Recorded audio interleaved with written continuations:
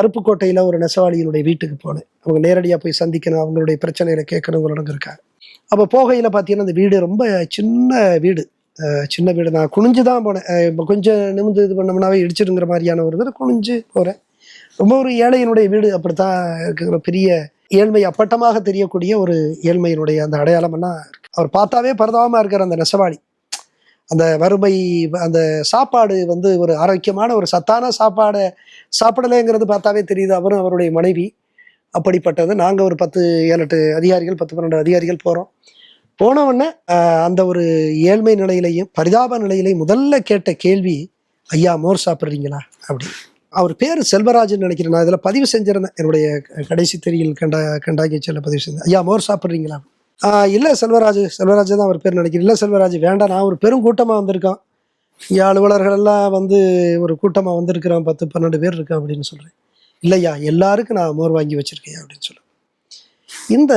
இந்த மண்ணினுடைய இந்த வெறுந்தோம்பல் மரபை நான் ஒரு ஏழை கிட்ட தான் பார்க்குறேன். ஒரு ஏழை விவசாயியோ அல்லது ஏழை நெசவாளியோ. இது ரொம்ப நெகிழ்ச்சியை கொடுத்தது. யாருக்கு? அவர்கிட்ட கேட்குறேன், செல்வராஜ் என்ன நெய்துறீங்க? அருப்புக்கோட்டை சேலை, ஒரு காலத்துல எல்லாம் பிரசித்தி பெற்ற சேலை, பருத்தி சேலை, கைத்தறி சேலை. அப்போ நான் கேட்குறேன், அவர்கிட்ட கேட்குறேன், செல்வராஜ் ஒரு நாளைக்கு எவ்வளவு ரூபாய் உங்களுக்கு?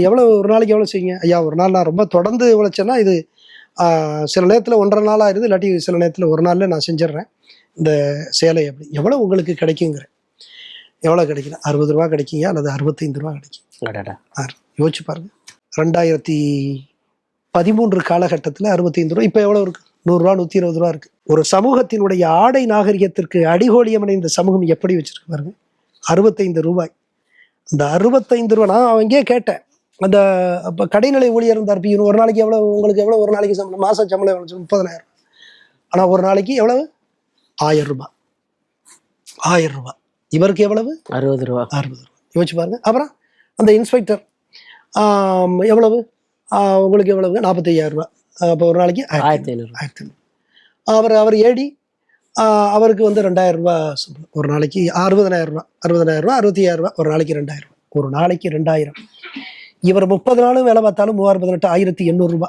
1800 ரூபா. அது 30 நாள் வேலை பார்த்தாலும் ஞாயிறு. இவருடைய ஒரு நாள் சம்பளம் கூட இந்த எளிய ஒரு மாத சம்பளம்.